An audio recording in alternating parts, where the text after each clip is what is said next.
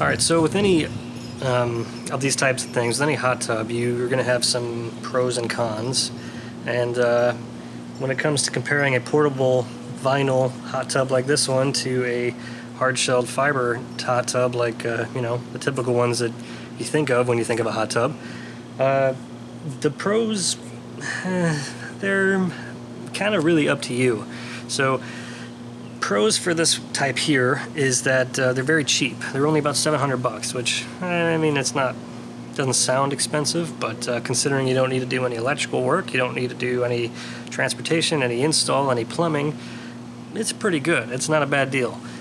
Typical hot tub that you want to get installed might run you anywhere from $4,000 to, $20,000, depending on what you're looking for. But of course, if you pay $20,000, you get what you pay for the most part anyway. One of the other downsides to this versus a typical hot tub is that that 110 voltage, which is in some ways a pro, is also probably its biggest downside. With only 110 volts, the heater element's going to be a lot weaker than a 220 volt outlet that you'd get with a typical hot tub. So the heating can take anywhere from 12 to 24 hours for the first time you heat it.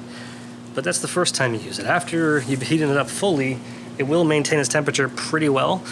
The only other downside to it is it doesn't maintain it when you're in it that well. So as long as the cover's on it and it's a warm day out, it'll maintain 104 or whatever you set it to pretty easily, not a big deal. But once you take the cover off, you get in and you maybe turn on the bubbles, which they're not jets, they're bubbles. They try to market it as jets. They're not jets, they're bubbles. It's just a bubble skirt, but they still feel pretty nice anyway. But once you turn those on, it has a real hard time actually maintaining a temperature because the air that's being pushed in for that is just coming from your outside air. And that's typically going to be lower than 104 degrees, which is the maximum that you can set on this hot tub. And to be fair, it's the maximum you're going to set on just about any hot tub out there unless you do some tinkering with it, which, maybe at some point I will. But that being said, all in all, if you're just looking for a cheap option and you move around a lot, this is actually not bad. But there are some maintenance drawbacks to look at too, and we'll go over those when I take the lid off. But we'll start with a quick rundown of all the parts to it, and we'll start with the outside and work our way in. Alright, so this part here is the control unit. There's not a whole lot to it, not a whole lot to the control head part of it, but the whole control unit itself is actually the pump, the heater, and an air blower all in one unit, which is actually really nice. Helps to make things compatible, compact is I guess more the word. But not a whole lot of options on here. Basically you can turn on off the filters. If you got the filters on, well, if you don't have the filters on, you can't run the heater because it needs to be circulating water obviously. But turning on the filters turns on the pump, sucks water in, spits water out, and the heater itself will heat the water that's being pumped through. You can also turn on the air pump, which will shoot out bubbles into the tub, which when you first get this thing, you actually can inflate it, and that's the preferred method, using a hose that comes with it. So it comes with this cool hose with a little attachment that fits into all the different things on here, and you'll be able to use this to plug into the control unit and inflate the tub itself and the lid, because the lid is also inflated as kind of a means to keep kids from falling in if they jump on top of the lid while nobody's out here, which if you have kids like me, then it's a welcome safety feature.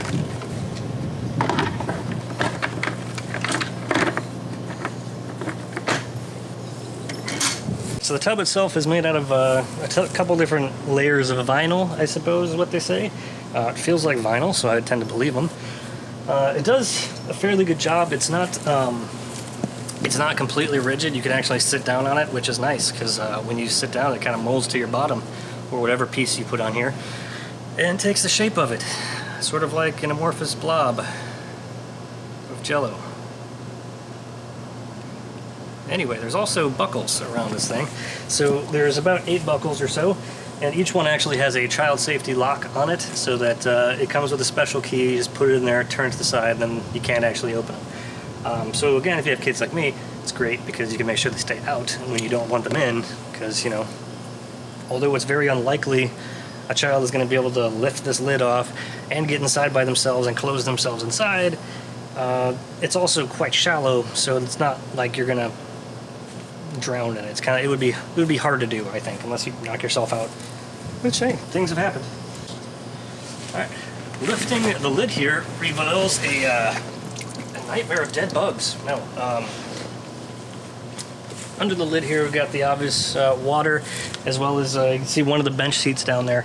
So the tub itself comes with, at least mine did, I was able to order it off Walmart for I think about $700, $750, something like that. Came with 2 of those bench seats. Me personally, I'm not a big fan of them. They're not that comfortable, but they are adjustable height-wise.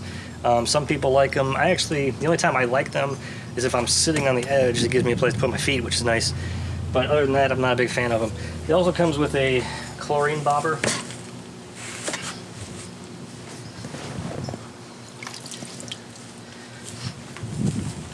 So this is pretty much the right size for this type of spa. You'll be able to fit 1 tablet of chlorine there. That one's getting pretty low. You can actually fit 2 if you like cut them in half or mash them down in there. It will work, but you really only need 1 at a time, ever. And that's pretty much that. There's some fill lines in there that you got to fill the tub to, so that makes that part fairly simple. When you're setting this thing up, you really just inflate it, fill it with water, and then attach a couple different parts, like there's a filter as well as a light, which I'll show you here in a second. And then you also have to inflate the lid. So the lid itself, get a better view of it. The lid itself consists of a vinyl cover that's kind of like the outside material, but it's not as tough. And an inflatable ring, which looks like a bullseye, sort of. Maybe a weird honeycomb thing.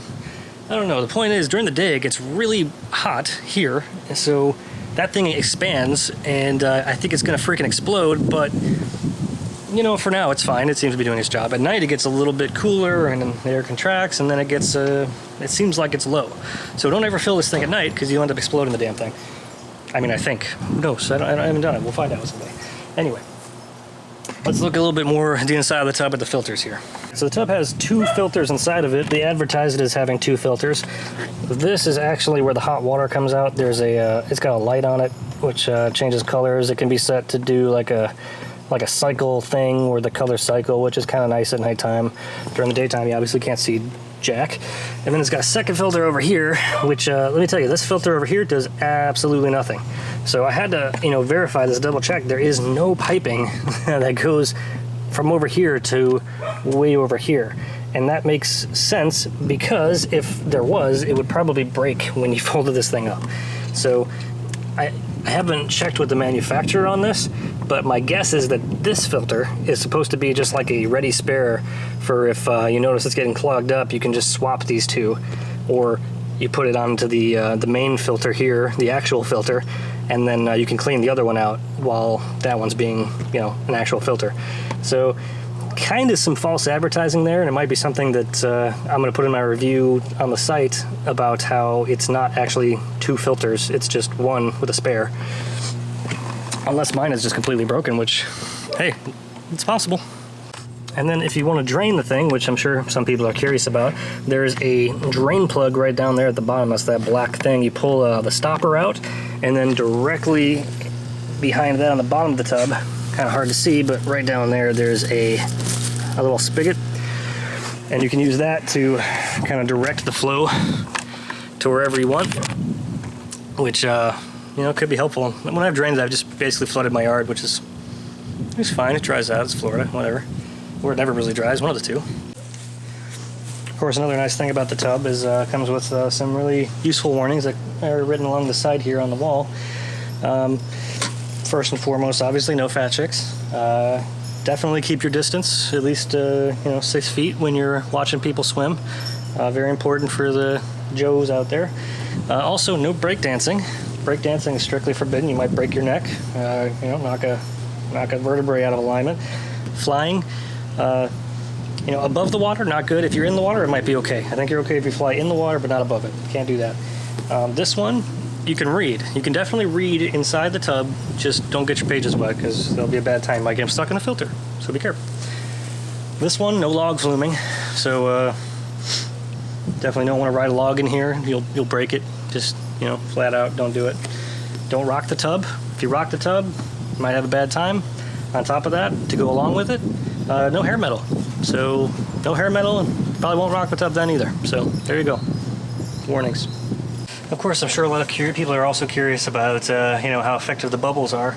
If I had to give those a review, I'd say that's they're probably one of the other, I wouldn't say weakest parts, but they're some of the most non-stellar parts of this product.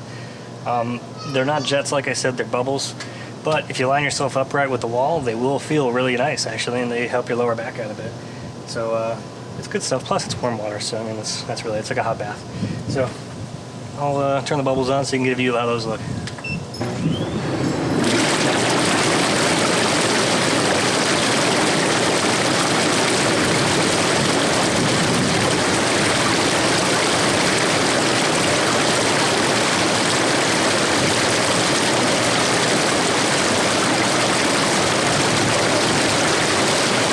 So the last thing you might be actually interested in a little bit is how you power this thing. So it is just one typical 3-prong 110 volt outlet connection. It has your typical test and reset buttons on here because it has a GFCI in it, so in case it gets wet it will shut the unit off.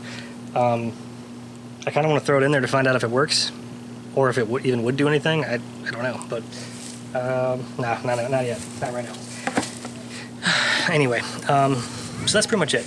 So overall, I would probably give this thing, out of 10, maybe like an 8.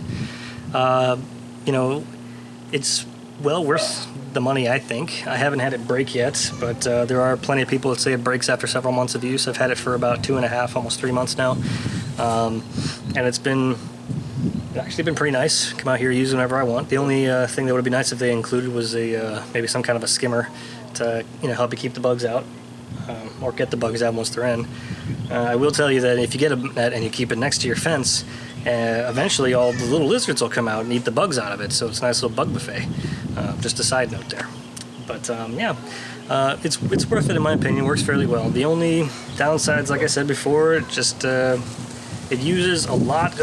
a lot of time to heat up, and it doesn't maintain heat as well as it could, as well as a standard hot tub. But for a fraction of the price, it's well worth it. I would say you get about 90% of what a hot tub is for probably like 10% of the cost in most cases. So pretty good stuff. I would recommend it. If you don't have plans on getting 6 people in here though on a regular basis, maybe go with the 4-person model, because that one will actually heat up a little bit quicker because it's less volume of water. And other than that, it's good stuff. Just make sure you keep your chemistry right and shouldn't break anything. Oh, and drain the water every 3 months. But anyway, I hope you enjoyed this. If you guys like this, please give me a like and subscribe. Even if you didn't like it, I would still appreciate a like and subscribe, just because, throw me a bone here. Why not? But thanks for watching. I'll see you on the next one. Until then, try not to die.